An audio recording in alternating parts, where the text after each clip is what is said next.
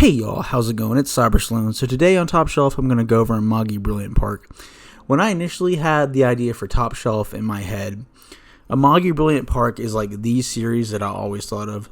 So Top Shelf isn't just my top anime recommendations, whether it be for film or for shows. It's a lot of people have gotten into anime over the past 5-6 years, especially like when lockdowns happened.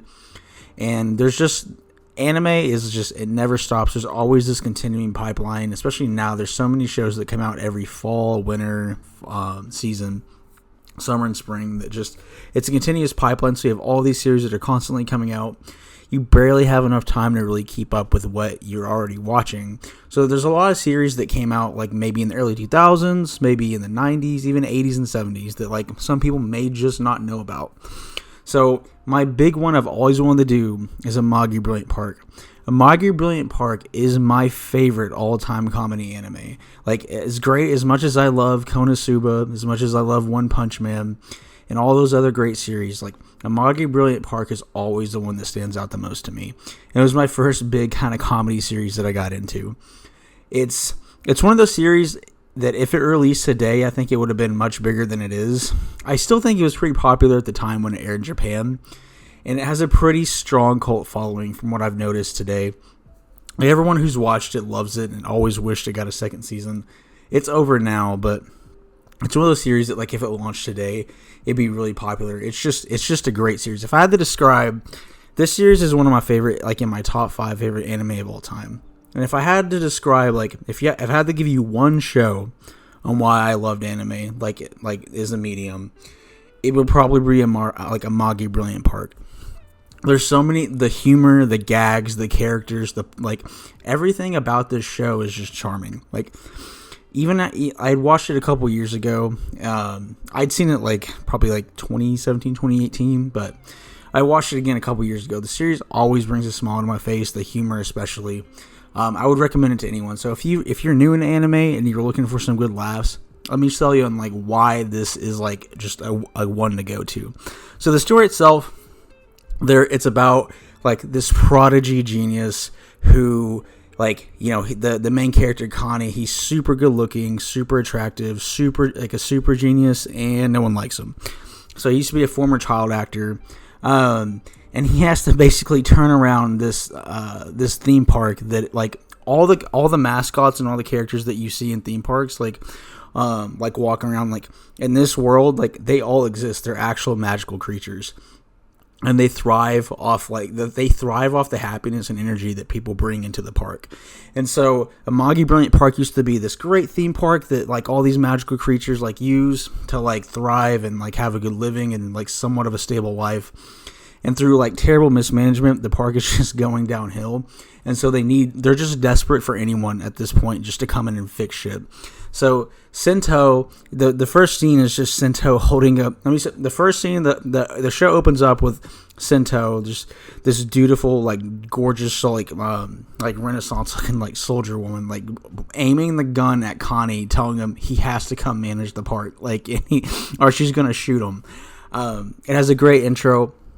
So Connie has to basically come in and turn around this just really poorly managed theme park, and they have to bring in a large amount of customers by this certain date. Otherwise, the creditors get they get a majority stake holding the park, and the park's going to close down because they're just going to sell. They're going to sell it off in pieces.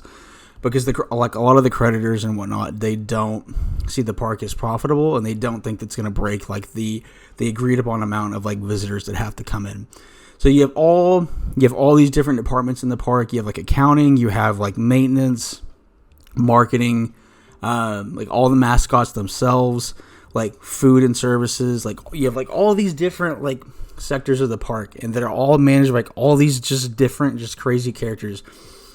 The maintenance department is overrun by this this giant shark. Accounting is just held up by this really smart, just stern woman. It's all these characters. But when you picture if anyone who works in corporate, all these different departments, if you have to picture the head of each department, that's kind of what each mascot is kind of here. Where the marketing guy's just this superly overly outgoing guy who just wants to just bring in the dough. Accounting's just super nervous about wanted to implement any new programs because they just don't have the budget for it. We're going to have to cut back here or there. And maintenance is always like, well, we have to worry. Like, it's always just anxious about stuff breaking. So you have all these different characters and whatnot, like throughout the park, and where Connie has to manage all these different segments to try to bring in all these different park goers. And it's great.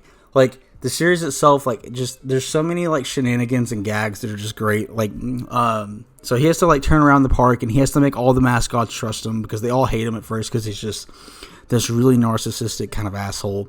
And they really want, but they don't really have a choice, because they've been mismanaged for so long, and like they have to, like, if they don't turn over a new leaf now, then it's basically GG at this point, and they're basically just gonna fade away, and they're gonna have to go find new work and be miserable for the rest of their lives. So it's great. Like, it has a lot of great gags in it. It has more drama and kind of character moments than you think it would. Like, one of my favorite, like, gags in the show, there's this section of the park where, like, it's been closed down because they think that one of the cast members and one of the mascots, like, just went missing, like, and died in the cave, and but they're like, oh, but this is like a massive part of the park, like, it closed down, but we have to bring it up, and we have to bring it up and running again, because we have to do everything we can to just draw in more visitors. So Connie and like the Sintel and like all these other characters go in searching for, like, okay, what's going on here, and they go into this section of the park, and apparently, like, there's like the missing cast members basically just been living the neat lifestyle. It was where he's just been basically siphoning, like, the park money to just buy this giant manga light novel anime. He's been watching anime, eating fast food, and doing all this other stuff for, like, years. And they're just like, dude, what the hell? Like, what are you doing? And, like, it's great. Like, and there's just drama in it as well, because like the series, the main arc of the series is Connie has to bring in, like, X amount of guests in order for the park to be, like, profitable. And there's all these different, like, programs that he runs. There's all these different, like, promos he runs, and all these different groups he has to work with internally and externally to make it happen. Like, through social media, through, like, having to do sports, like, sign up with, like, sports teams and whatnot. He has to make it happen, and that's basically the arc of the whole for the first season. And it's good. Like, there is that drama of, like, okay, like, there's all these, like, there's great humor and gags, but there's always, like, that thing, like, the deadline's kind of always there of, like, oh, they still have to hit that deadline. And they do a pretty good job of, like, making that in the background as, like, the series arc kind of goes on. What really sells Amagi Brilliant Park, and is why I would recommend it to anyone. Anime does a good job, but even if most of you could probably name some, there's a lot of shows that's plots are not strong, but the characters are so interesting and you like them enough, it always hooks you, makes you want to watch the next episode. There's so many series I've seen like that where it's like the plot really doesn't make a lot of sense, or it just doesn't feel like it goes anywhere for a while, but you like the characters so much you kind of just don't care. This, like, it has a good arc, like, it has a good, like, hook of, like, okay, we have, like, this prodigy guy that no one likes has to get, like, these amount of guests in, or everyone, like, all the mascots and magical creatures in this park are just screwed. But why I love Amagi Brilliant Park so much, it's not just the gags and everything, it's the characters. Like, the characters in this are so fun. Like, the author did such a great job, and the animation studio did such a great job at juggling all these different characters and making you like all of them.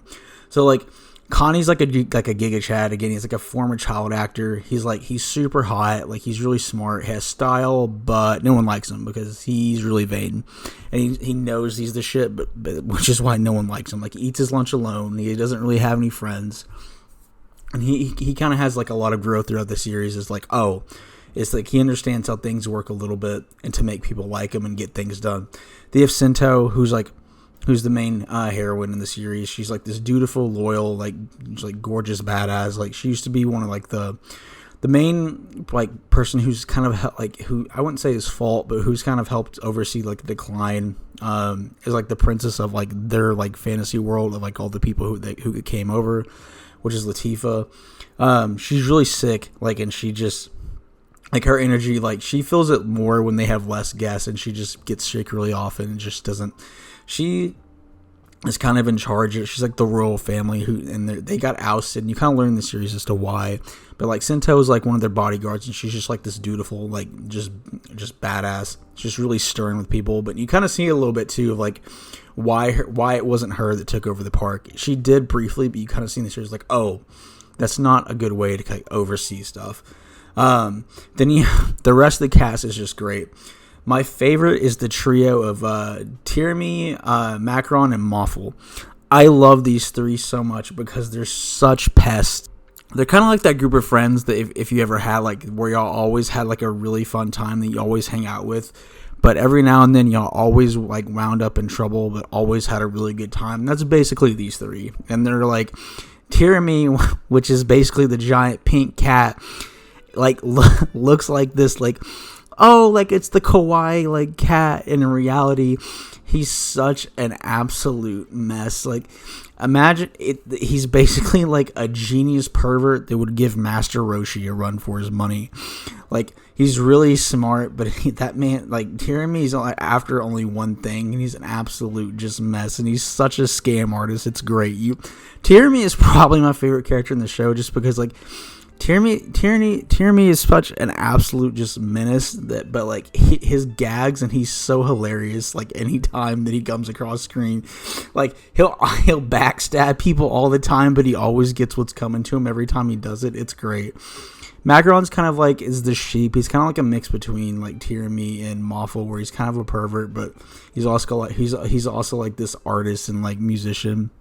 He's really good. Moffel is kind of like the uncle of Latifah. Like, he's kind of seen as like the leader of the park before Connie comes along, and he knows that something needs to be done. And he's like the really serious, stern one who's going to give you like a life lesson talk, but also like if you mess with him, and there's a couple of guests that do, like he'll ring your bell. And he'll like definitely like ring your stuff in, and he's great. Latifah is the princess who's like dying, who they're trying to save, and like her energy is kind of connected with all the denizens of the park. And she's great too. The triplet songstresses, where it's like these three different nymphs and fairies, and like one of them's like a social media menace where she's constantly has all these followers, and it's actually becomes a pretty good plot point of how she helps all these people get into the park. The rest of them are just, like they're goofy, like all these different personalities between the triplets are pretty good. But you have all these other characters too. Like there's also like the mechanic is like this shark guy who's always nervous about the stuff breaking. My favorite are the moles. So the moles are like they're builders and engineers. Anytime the park needs something done, they have like this blank expression. They'll like make stuff happen immediately. Like if something needs to be done, they'll build it extremely quickly and extremely efficiently, and they just show up out of nowhere. I love the moles. I love the dragon too, because the dragon is they have like this big like magical dragon, and like he looks scary, but in reality he's like a giant coward who's always scared of the guests. The show has just a lot of great characters. There's so many throughout the show, like the just kind of slimy marketing head Triceratops guy. Like he makes all. And where they're drawing more guests, they make Sento and some of the other girls do like a bikini shoot to help draw in more guests. It's great. Like the whole show is great. It has so many characters like throughout the show that are just great. They have all these random mascots that just show up, and they're great.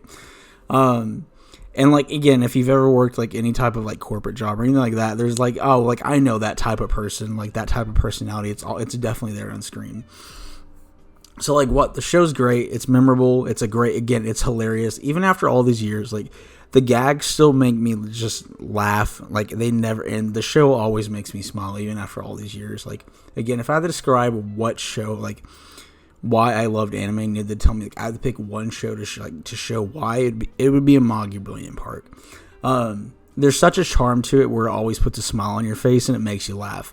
And it's great. Like even if you're having a bad day, no matter what it is, like you just want to put something on to kind of just watch, relax, and enjoy. This is it too.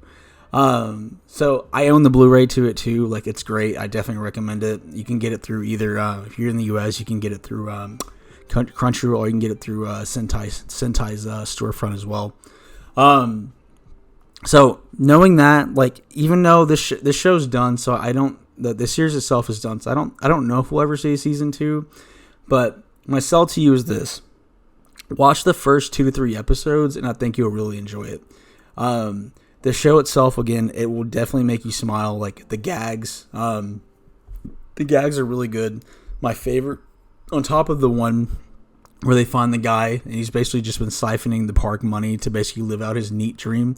There's also like a really good gag when they're going through the hiring process and they're like, they have all these crazy people they're interviewing.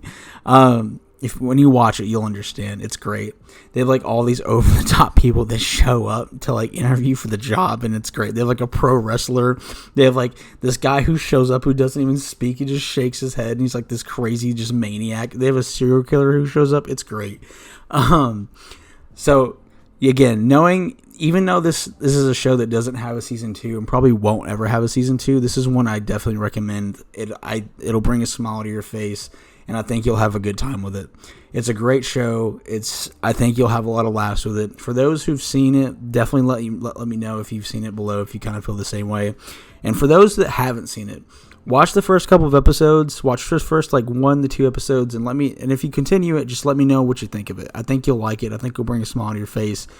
It's one of my favorite series for a reason, and I hope it does get a season 2 one day, or it gets continued by the author one day, but we'll see. That's all I got for this one, guys. I'll see you on the next one, and again, if you've seen it, let me know, and if you do end up watching it, let me know what you think of it. I'll see you on the next one.